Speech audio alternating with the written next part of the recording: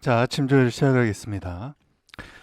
아, 지금 74일 남았는데, 음, 행정법 관련해서 몇 가지만 좀 말씀드릴게요. 음, 지금 보니까 제가 어제도 한번 상담을 해봤는데, 12월까지 계획을 세우는 사람들이 있던데, 뭐, 세 번 돌린다, 3일에 한 번씩 돌린다, 이틀에 한 번씩 돌린다, 좋습니다. 행정법 같은 경우는, 지금 뭐, 공법을 막 포기한 사람들도 많아요, 보니까. 판례만 보고 들어가겠다 이런 분들이 있는데, 몇 가지만 말씀드립니다. 객관식은 지금 우리 정지문하고 핵지총 봤잖아요. 여기에 120제는 꼭 보시기를 바래요. 우리 모의고사 봤던 이 120제는 정지문 핵지총 이후에 법전형 모의고사 그리고 타시험 기출문제 등 올해 7월에 봤던 경찰 간부 시험 1회 모의고사 그 기출문제까지 다 집어넣는 거기 때문에 이건 꼭 풀어보기를 바랍니다. 그리고 여러분 나중에 제가 따로 말씀드리겠지만 12월에는 기출문제 꼭 다시 한번 풀어보라고 했죠. 기출문제를 최신순부터 완결된 문제를 풀어봐야 됩니다. 기출문제를 한번 풀어봐야 되는데 여기서는 틀려도 상관없어요. 틀리면은 체크하고 그냥 버리는 거예요. 감을 높이기 위한 목적이니까 그렇게 생각하시고 이제 문제는 주관식인데 주관식 우리 마무리 강의에서 법전형 모의고사를 가지고 할 겁니다. 교재로 출간은 못해요. 법전형 모의고사인데 거의 판례하고 결론 위주로 쓰는 걸로 할 겁니다. 지금 수험 전략을 이렇게 짰으면 좋겠어요. 제가 어제도 상담을 하는데 질문이 막 들어와. 여러 가지 질문이 막 들어왔는데 보니까 수험 적합성이 없는 고민은 지금은 과감히 끊어내야 됩니다. 수험 적합성이 없는 고민을 할 필요가 없어요. 지금은. 예를 들어 볼게요. 지금 여러분들에게 필요한 건 뭐냐면 행정법은 여러분 잘 알겠지만 가장 쟁점을 추출하기 힘든 과목이라는 것이죠. 예를 들면 실제 최근에 타시험에서 제재 효과의 승계가 나왔어요. 제재 효과의 승계가 시험에 출제가 됐는데 타시험에서는 제재 사유의 승계가 시험에 많이 나왔습니다. 근데 이런 걸 구분하지 못하면 아무 의미가 없는 거예요.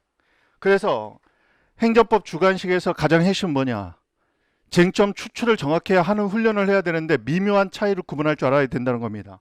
제재 효과의 승계는 뭐예요? 제재 효과의 승계는 이 양자를 구분할 줄 알아야 되는데 논리적 전제로서는 양도인과 양순이 있잖아요.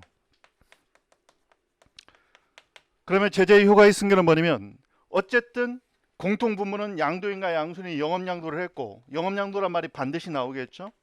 그리고 법 위반 행위는 얘가 합니다. 법 위반을 해요. 제재의 효과의 승계는 제재 처분의 효과의 승계예요. 양도인에게 이미 제재 처분이 나왔다는 겁니다.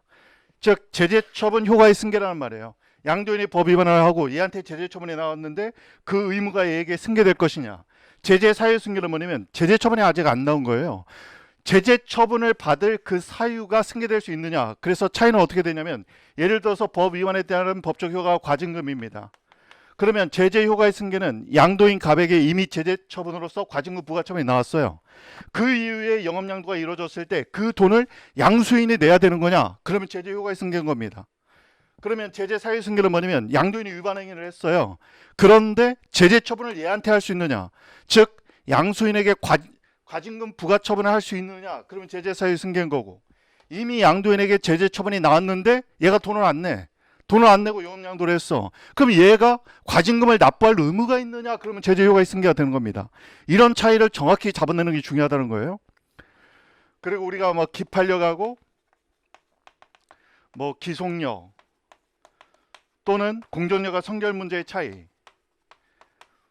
왜냐면 기판력 문제인데 막 성결 문제 쓰는 사람들이 있단 말이죠. 양자의 차이는 뭐예요? 왜냐면 여러분이 기판력 민사소송에서 배울 때 당사자는 불가쟁, 당해 절차에서 더 이상 다툴 수 없다. 후소 보호는 불가반.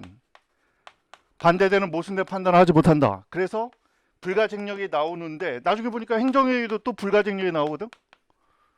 불가쟁력과 불가변력이 나오죠.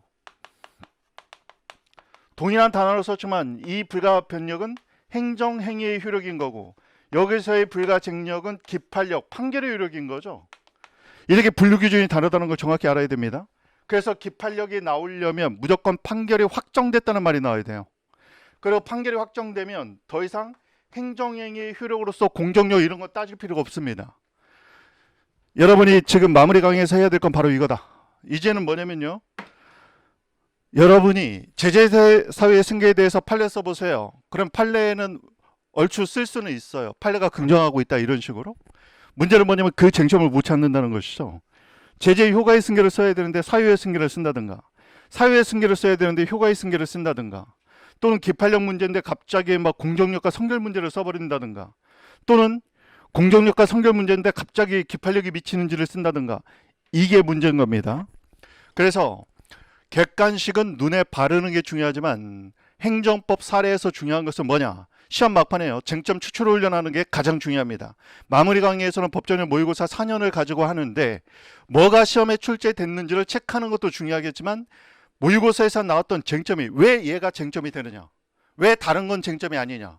이걸 우리가 학습을 해야 됩니다. 그리고 타시험 기출 해커스에서 사회 모의고사 했는데 사실은 법전형 모의고사보다는 타시험 기출 문제가 더 좋아요. 왜냐면 기출 문제는 공신력 있게 시험 본 거잖아요. 대외적으로. 모의고사 중에서도 좋은 문제가 있긴 합니다. 뭐가 더 좋은 문제가 이런 것들은 선생님이 이제 선별을 해 줄 테고, 예를 들면 행정재산의 목적의 사용허가, 지금 제재사유 승계 제가 이거 한 이유가 이게 특혜급이잖아요. 타 시험에서는 다 출제가 됐어. 우리 시험만 안 나왔거든 아직. 그리고 행정재산의 목적의 사용, 이것도 마찬가지입니다. 이거는 법정 모의고사에서도 2년 전에 출제가 됐죠. 강론에서 나온다면 행정재산의 목적의 사용 허가거든. 그런데 또 한편으로는 행정절차법이 올해 시행됐단 말이죠. 7월 12일 날. 거기에 들어간 것 중에 확약과 명당구표가 있어. 그러니까 지금 우리한테는요, 교수가 정신이 나간 사람이 아니라면 그렇게 행정절차법이 개정돼서 처음으로 들어와 있는 확약이라든지 명당구표라든지 이렇게 중요한 주제들이 있잖아요. 그런 것들은 시험에 어떤 식으로 출제되든지 쟁점을 찾을 수 있게 만들어 놔야 돼. 이거를 나중에 마무리 강의에서 하면 됩니다. 그리고 이런 마무리 강의 외에 여러분이 필요하면 지금 선생님들끼리 협의가 됐기 때문에 하루 마무리 강의를 또 해주려고 그래요.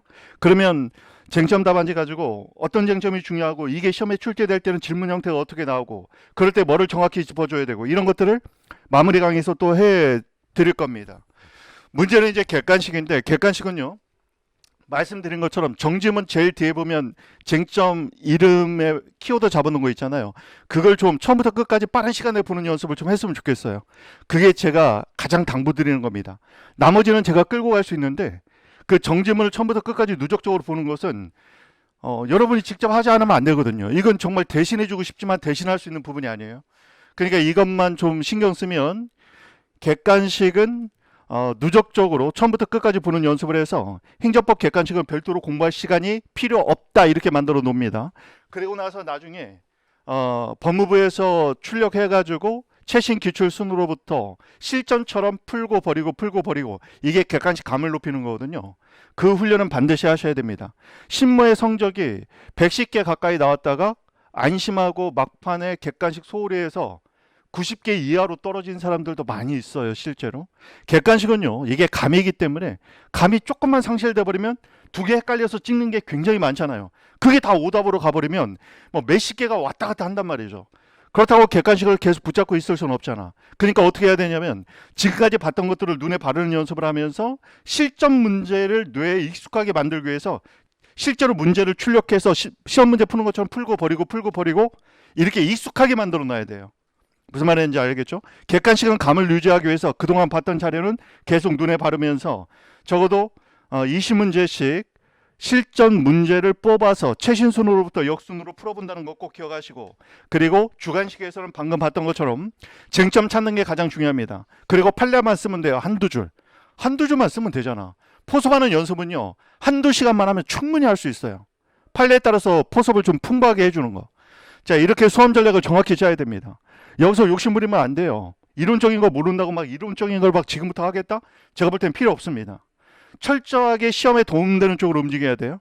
자, 그렇게 생각하시고 그 외에 이제 필요한 것들이 있으면 선생님한테 개별 상담을 신청하면 됩니다. 자, 오늘 조회는 이것으로 마치겠습니다.